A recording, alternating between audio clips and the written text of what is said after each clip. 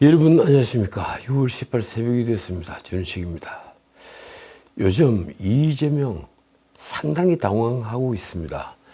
6월 7일 그가 대장동 백인동 사건으로 이 서울중앙지법 형사합의 33부에서 재판을 받는 동안 수원지방법원 형사합의 11부에서는 아주 중요한 판결이 하나 있었죠. 바로 이화영 선고가 있었습니다. 신준우 부장판사가 이화영에 대한 선고를 했습니다. 징역 9년 6월에 벌금 2억 5천만 원, 그리고 추징금 3억 2,100만 원. 사실상 모두 유죄였습니다. 이재명은 지금 당황하고 있습니다. 법원은 상방울 김성태가 스마트폰 비용 500만 달러와 이재명 방북 비용 300만 달러를 북한에 불법으로 지급을 했고, 이 사실은 이화영으로부터 이재명이 보고를 받아서 잘 알고 있었다고 판시를 한 것입니다. 쉽게 말해 800만 달러를 북한에 지급한 것은 제3자 뇌물로서 이 사건 몸통인 수혜자는 이화영이 아니라 바로 이재명이라는 것을 판결문에 적시를 한 것입니다. 그리고 검찰은 곧장 이재명을 제3자 뇌물죄 등으로 추가 기소를 했고, 법원은 신준우 부장판사의 합의 11부에 이 사건을 배당을 했습니다. 이원석 총장이 판결문을 검토한다고 한 지 며칠 되지 않았어 곧장 기소를 한 겁니다. 법조계에서는 탄식이 흘렀습니다. 지금까지는 이재명이 대선 후보의 위용으로 또 제1당이자 제1야당 그러니까 민주당 대표의 지위로 또 국회의원이 누리는 불체포 특권이라는 특권으로 그렇게 버텨왔지만 이제는 끝났다, 이런 탄식이 흘러나온 겁니다. 수원지법으로서는 이번 제3자 뇌물 수수 혐의는 서울중앙지법 합의 33부에서 맡고 있는 성남FC 불법 후원금의 제3자 뇌물 수수보다 훨씬 단순한 사건이 됐습니다. 이미 같은 재판부에서 공범인 이화영의 혐의를 심리할 때 모든 증거가 법정에 신출이 되었고 증명되었기 때문입니다. 이러니 이화영 재판 공판 조서의 증거 능력만 인정이 되면 다른 증거는 필요조차 없습니다. 이화영 재판도 끌 만큼 끌었죠. 그런데 신준우 부장판사가 피고인의 재판 끄는 전략에 그렇게 넘어가지 않았습니다. 마지막에 기피 신청까지 했죠. 그래서 대법원까지 그것도 올라갔습니다. 자, 어쩌면 이번 이재명의 수원지법 1심 재판은 9월쯤에 끝날 가능성조차 있습니다. 그 경우 이재명의 형량은 어떻게 되고 신병 처리는 또 어떻게 될까요? 이재명의 형량은 이화영의 징역형 9년 6월보다 훨씬 높을 것입니다. 제가 보기엔 그렇습니다. 대북 사업과 방북 로비를 하는 총책임자로서 이른바 이 사건의 몸통은 이재명이기 때문입니다. 그리고 아마도 징역 10년이 훨씬 넘는 형을 선고하면서 법정 구속하지 않을 방법도 없을 것입니다. 형량이 높으면 도주우려가 있다는 것이 법조인이라면 상식이니 말입니다. 이러니 어찌 이재명이 초조하지 않을 수 있겠습니까? 그 초조함은 나흘 전 이재명이 검찰과 언론을 맹폭할 때 그대로 드러났습니다.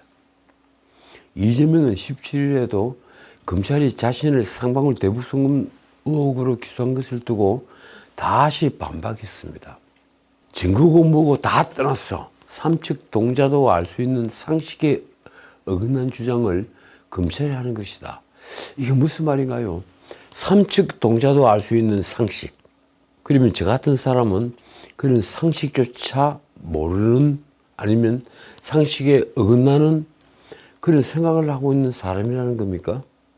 이재명은 어제 그리고 17일 오전 최고위원 회의에서 회의 종료 직전에 느닷없이 추가 발언을 하겠다 이러면서 마이크를 다시 잡았습니다. 그리고 이렇게 말했습니다.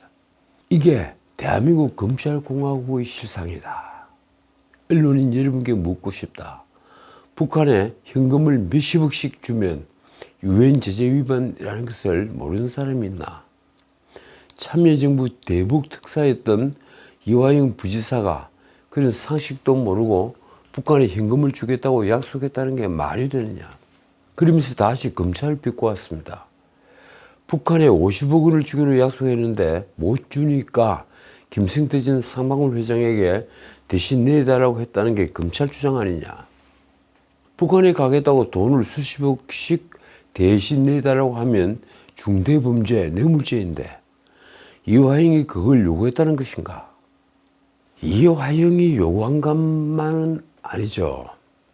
이화영이 김승태에게 그 돈을 당신이 대신 내라 이렇게 부탁을 하고 김승태가 승낙을 하고 북한도 승낙을 하고 그걸 그때마다 이화영이 이재명에게 보고를 했다는 것 아닙니까?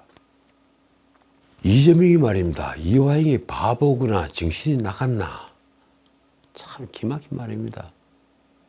그 질문은 우리가 이재명이 당신에게 던지고 싶은 질문입니다. 바보냐 아니면 정신이 나갔느냐. 그걸 아무도 모르게 상방울이 그 돈을 줬다고 합시다. 그러면 그게 영원히 비밀로 묻혀질 것 같은가. 이재명은 마치 경기도가 합법적으로 대북지원을 강구한 것처럼 지금 장광세를 들어놓고 있습니다. 그건 아니죠. 비밀리에 했죠.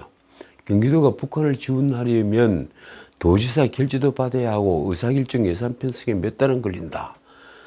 이재명이 이렇게 말을 했는데 이 말처럼 의사결정을 하고 예산 편성을 하려면 그건 공개리에 대북에 지원을 해야 된다는 겁니다. 북한에 공개적으로 돈을 보내야 한다는 겁니다. 그건 아니었죠. 이를 모를 리 없는 북한이 10월에 현금 지원 약속을 받고서 11월에 왜 약속을 이행하지 않느냐고 화를 냈다는 건데 북한도 바보인가? 참 이재명은 지금 국민을 바보로 여기는 것 같습니다. 이재명은 언론을 향해 다시 이렇게 말했습니다. 여러분도 한번 생각해 보길 바란다. 판단은 역사와 국민이 할 것이다. 14일이죠. 언론을 검찰이 애완견이라고 불렀습니다. 검찰이 애완견이라고 부른 이재명을 향해 여권은 휴대망은 조폭 같은 발언 등 지금 집중파를 날렸습니다. 게다가 민주당은 지금 공영방송 지배구조 관련 방송사안법 개정안을 내놓고 있죠. 개정을 추진하고 있죠. 그게 방송법, 방송문화진흥회법, 또 하나는 EBS, 그리고 한국교육방송공사법. 이 개정을 당론으로 추진하고 있습니다. 그리고 징벌적 손해배상제를 골자로 한 언론중재법까지 지금 발의를 한 상황입니다. 이런 와중에 당대표가 언론을 뭉뚱그려 검찰이 애완견이다 이렇게 표현을 했으니 이재명이 감당할 수 없는 폭언을 남긴 것입니다. 어쨌든 많은 이들로부터 부적절한 언론관을 드러냈다 이런 비판이 쏟아졌습니다. 신문 칼럼만 해도 몇 개가 있고 사설도 몇 개가 있습니다. 그런데 민주당 초선 의원들이 이재명의 발언을 두드러고 나섰다가 또 논란을 키웠습니다. 솔직히 언급하고 싶지 않습니다. 언론이 검찰이 애완견이다. 글쎄요. 권력의 애완견이다. 이러면 또 모르겠습니다. 검찰이 애완견이다. 있을 수 없는 희대의 조작 사건이다. 나흘 전 14일 이재명은 무엇보다 언론을 악으로 단정을 했습니다. 희대의 조작 사건이다. 대장동 게이트부터 언론이 사건을 주작을 한 겁니까? 언론이 진실을 보도하기는커녕 마치 검찰이 애완견처럼 열심히 왜곡 조작을 하고 있지 않느냐. 말하자면 어느 언론도 이재명에 대한 수사는 부당하다 이렇게 진실을 말하지 않고 권력의 부안해동을 해서 검찰 권력의 부안해동을 해서 자신을 옥죄어왔다 이런 비난입니다. 그래서 당신들은 전부 다 검찰 권력의 애완견이다. 자, 그러자 이재명이 초조함을 드러냈다는 평가가 쏟아졌습니다. 수원지법의 신진우 부장판사의 판결이 있고 그리고 검찰이 추가 기소를 하고 다시 신진우 부장 11부에 그것이 배당이 되고 이제 초조함을 드러내고 있다. 특히 이재명의 애완견 발언에 국민의힘 당권 주자들은 일제히 독재자냐, 조폭이냐 이런 등의 표현으로 이재명에게 맹공을 퍼부었습니다. 먼저 나경원 의원, 나 의원은 이재명 발언 다음 날 페이스북에 이렇게 썼습니다. 15일이죠. 독재자 예의 연습이냐.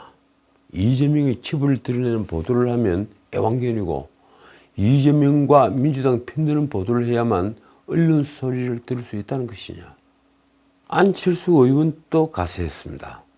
귀를 의심케 하는 휴대의 망언으로 언론에 대한 모욕일 뿐 아니라 국민에 대한 모욕이며 자유민주주의에 대한 부정이다. 유승민 전 의원 또 비판에 가세했습니다. 총선 압승 후에 특검과 탄핵으로 검사 판사들을 공갈 협박하다니 이제는 언론까지 급박하기 시작했다. 반면 친명계는 이재명의 발언을 적극 옹호했습니다. YTN 앵커 출신이죠. 이번에 국회의원이 된 노정면 의원. 이분은 16일 페이스북에 이렇게 썼습니다.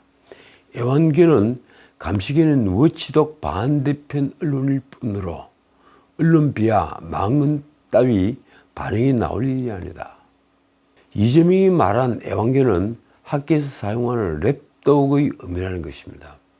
말하자면 모든 언론을 애완견이라고 부른 게 아니라는 이재명을 옹호하는 말입니다. 노정민의 말이 또 이렇습니다. 이 대표가 모든 언론을 사자바 애완견이라 비하한 듯 왜곡하고 과장하는 국민의힘. 이건 언론에 포진한 자신들이 애완견을 향해 지지라고 종을 흔드는 격이다. 그러니까 이재명 대표가 모든 언론에게 다 애완견이다 이렇게 말을 한 것이 아닌데 그런 식으로 몰아세우는 것은 국민의힘이 자신의 애완견에게 좀 지지라 이렇게 종을 흔든다. 참 말도 이렇게 비틀어 하고 있습니다. 정말 기가 막힙니다. 결국 노정민이 말을 해석하자면 이재명에게 비판적인 논조를 보이는 언론은 권력의 애완견이다 이런 말입니다. 친명계 양문석의 비난 또 원색적입니다. 그가 SNS에 쓴 글이 이렇습니다. 보통 명사가 된 기레기라고 말하지 왜 격조 높게 애완견이라고 해서 비난을 받나. 검찰이 애완견이라는 표현은 애완견에 대한 모독이다. 앞으로 그냥 기레기라고 하면 좋을 것이다. 양문석 씨 정말 하늘 높은 줄 모르는 모양입니다. 애완견이라고 높여줘도 똥오줌 못 가리고 그냥 발작 증세를 일으킨다. 참 기가 막힙니다. 한편 돈 대주고 뺨맞은 꼴이 된 조폭 기업이 됐죠. 이 김승태가 당시 불만을 토로한 사실이 밝혀졌습니다. 이재명 지사 시절 총 800만 달러를 북측에 대납을 한 혐의로 지금 기소가 되어 있는 김승태가 이재명의 방북 비용을 두고 북한 측과 협상 과정에서 북한 측의 요구에 불만을 표시했다는 내용입니다. 당시 김승태는 북한 측에서 방북 비용으로 500만 달러를 요구를 하자 이화영에게 이렇게 말했습니다. 내가 호구도 아니고 달라는 대로 다 줄 수 없는 것 아니냐. 아마 북한 측에서 이재명의 방북 비용을 500만 달러를 내라. 이쪽에서는 100만 달러를 내겠다. 이랬는데 500만 달러를 내라. 이렇게 요구를 한 것 같습니다. 검찰도 이런 사실을 확인을 하고 공소장에 이재명의 방북 비용으로 300만 달러가 책정된 경위를 설명하면서 이 내용을 적시했습니다. 언론은 상방울과 북한 측의 협력 관계는 2019년 1월 17일 양측이 스마트팜 사업 추진 등을 골자로 한 협약을 체결하면서 시작됐다고 합니다. 같은 해 5월 이화영은 상방울과 북한 측이 실무 협약을 체결하는 기회를 이용해서 이재명의 방북을 요청해달라고 김승태에게 요구한 것으로 조사됐습니다. 이화영이 김승태에게 그 스마트팜 협약을 체결을 할 때 이재명의 방북까지 요구를 좀 해달라 이렇게 부탁을 했던 겁니다. 또 김승태는 북측 공작원 리오남을 만나 이재명 지사를 공식적으로 초청을 해달라고 요청을 했는데 이때 리오남으로부터 이재명의 방북을 위해서 돈이 필요하다면서 북한은 노골적으로 돈을 요구했다고 합니다. 경기지사가 방북을 하려면 어진 비용도 필요하고 성대하게 할 테니 500만 달러가 필요하다. 500만 달러를 달라. 요사이 돈으로는 거의 한 65억 원 정도가 되죠. 이걸 달라. 당시 김승태는 귀국한 뒤에 서울의 한 식당에서 이화영을 만나 방북 비용을 의논했습니다. 방북 비용으로 북한에서는 500만 달러를 얘기하는데 어떻게 하면 좋겠느냐. 내가 호구도 아니고 달라는 대로 다 줄 수는 없는 것 아니냐. 이화영은 김승태에게 100만 달러 정도 김 회장이 내주고 추진을 해보면 어떻겠느냐 이렇게 답했다고 합니다. 이재명은 자인스레 이화영을 통해 김승태에게 방북비용 대납을 요구를 한 것입니다. 이화영은 무렵 김승태와 김승태의 부하인 방용철 상방울 부회장을 이런 말로 회유를 했습니다. 이 지사와 함께 방북을 해서 협약식 내용을 공개를 하면 상방울 그룹은 30대 재벌이 무조건 된다. 이재명 방북은 반드시 추진되어야 하니 되는 쪽으로 진행하자. 그러니까 극비리에 이 500만 달러를 100만 달러를 주겠다. 그리고 결국 300만 달러를 주게 된 것은 공개리에 한 것이 아닙니다. 이 극비리에 한 겁니다. 불법으로 자금을 보낸 겁니다. 결국 김승태는 이화영의 요구를 승낙을 했습니다. 김승태는 방용철을 통해 2019년 5월 중순부터 7월 초순까지 중국 단둥에서 리호남을 수차례 접촉을 했습니다. 단둥은 신의주 바로 옆에 있죠. 거기서 리호남을 만나 얼마를 주면 되겠느냐 이렇게 협상을 벌인 겁니다. 김승태는 이재명의 방북 비용을 100만 달러 내지 200만 달러 수준으로 합의하려고 했는데 리호남으로부터 300만 달러 밑으로는 안 된다. 이런 말을 듣고 결국 300만 달러에 합의를 했습니다. 이 무렵 김승태가 이화영에게 한 말은 검찰 신문조서에 그대로 있습니다. 김승태는 이화영에게 이렇게 말했습니다. 북쪽에서 이 방북 의전 비용으로 300만 달러를 요구한다. 여기까지 왔는데 어떻게 하겠나. 이 지사 방북만 되면 모두에게 좋으니까 진행되는 게 어떨까 싶다. 그러자 이화영은 김 회장 고맙다고 화답을 한 것으로 조사가 됐습니다. 결국 전체적인 구조는 이렇습니다. 검찰은 이화영이 방북 비용 대납 과정 일체를 이재명에게 보고하고 이 대표가 이를 승인한 것으로 보고 있다. 이게 검찰의 결론입니다. 이화영이 김승태를 통한 이재명 방북 추진 비용을 이재명에게 계속 보고를 해왔고 이재명이 이 계획을 승인했다는 것입니다. 이건 이미 이화영 재판에서도 다 드러났습니다. 그래서 이화영이 징역 9년 6월을 받은 겁니다. 한편 김승태가 북측과 방북 비용 대납을 합의한 2019년 7월 경기도는 필리핀 마닐라에서 북측과 함께 제2회 아시아 태평양의 평화 번영을 위한 국제대회라는 회의를 개최했습니다. 당시 이재명은 자신의 공직선거법 위반 재판 항소심 일정이 겹치면서 결국 이 회의에 참석하지 못했습니다. 권순일 김만비 재판 거래로 무죄 취지의 대법원 전원합의체 판결을 파기환송을 한 바로 그 공직선거법 위반 사건입니다. 대신 이화영은 이때 이재명 지사에게 전화를 걸어서 김승태를 바꾸셨습니다. 마닐라에서 전화를 해서 바꾸신 겁니다. 당시 김승태가 이화영에게 한 말이 이렇습니다. 북한 사람들 초대해서 행사를 잘 치르겠다. 저 역시도 같이 방북을 추진하겠다. 이화영은 예, 알겠다. 잘 부탁드린다고 화답을 했습니다. 이런데도 이재명이 자신이 방북비용 300만 달러를 북한에 줬다는 사실을 몰랐다고 말하는 것은 정말 거짓말입니다. 어쨌든 이재명은 작년 9월 수원지검에 피의자로 출석을 해서 조사를 받을 당시에 대북 사업은 이화영이 독단적으로 추진한 것이라며 혐의를 모두 부인한 것으로 알려졌습니다. 자신도 알고 있는 겁니다. 이걸 조금이라도 알았다고 하면 제3자 뇌물죄로 엄청난 형을 받을 수밖에 없다. 이걸 알고 있는 겁니다. 그러나 제가 보기엔 이렇습니다. 이재명이 방북비용 대납 전으로 김승태와 2차례 이상 통화한 정황이 밝혀진 이상 제3자 뇌물 혐의를 부인하기는 어려울 것입니다. 자, 다른 문제 하나 짧게 짚고 마치겠습니다. 이른바 대선 개입 여론조작 사건 아시죠? 이 사건과 관련해서 검찰이 허위 인터뷰를 한 당사자인 김만배와 뉴스타파 전문위원이었던 신학님에게 구속영장을 청구했습니다.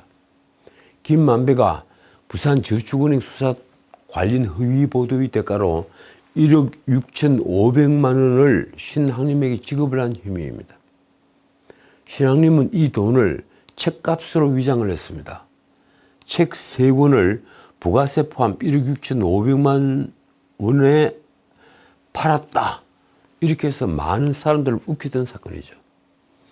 대선을 3일 앞둔 2022년 3월 6일 뉴스타파는 윤석열 후보가 2011년 부산저축은행 수사를 무마했다는 취지의 김만배와 신학님의 허위 인터뷰를 보도를 했습니다. 선거에 엄청난 영향을 미친 사건입니다. 김만배가 해당 인터뷰에서 한 거짓말이 이렇습니다. 윤석열 후보가 2011년 부산저축은행 사건의 주임 검사이던 시절에 대장동 대출 브로커 조우형, 이 조우형은 천화동인 6호 실소유주입니다. 이 대출 브로커 조우형의 수사를 무마를 해줬다. 그 검찰에 불러놓고 가니까 커피를 한 잔 타주고 커피 마시고 돌아가게 했다. 검찰은 김만배에게 배임 증제, 그리고 정보통신망법상 명예훼손죄, 청탁금지법 위반 등 혐의를 적용했습니다. 신학님에게는 배임수재, 그리고 공갈죄, 정보통신망법상 명예훼손죄, 청탁금지법 위반, 그리고 범죄수익은닉규제법 위반 등 혐의를 적용했습니다.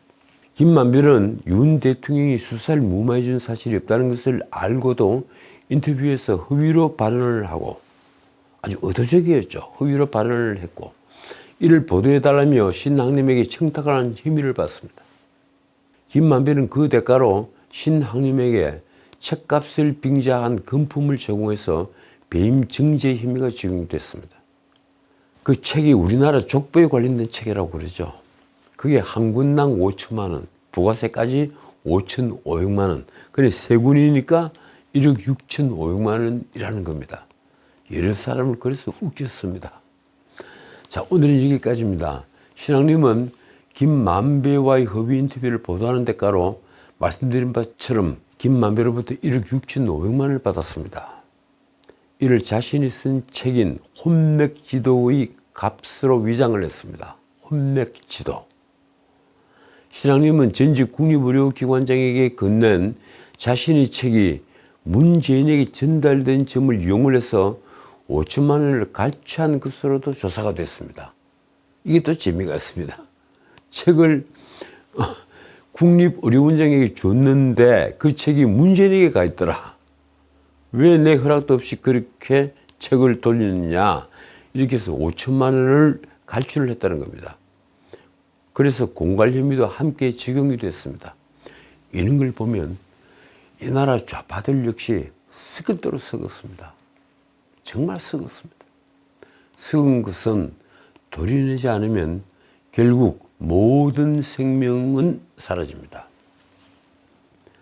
지금까지 전우책이었습니다.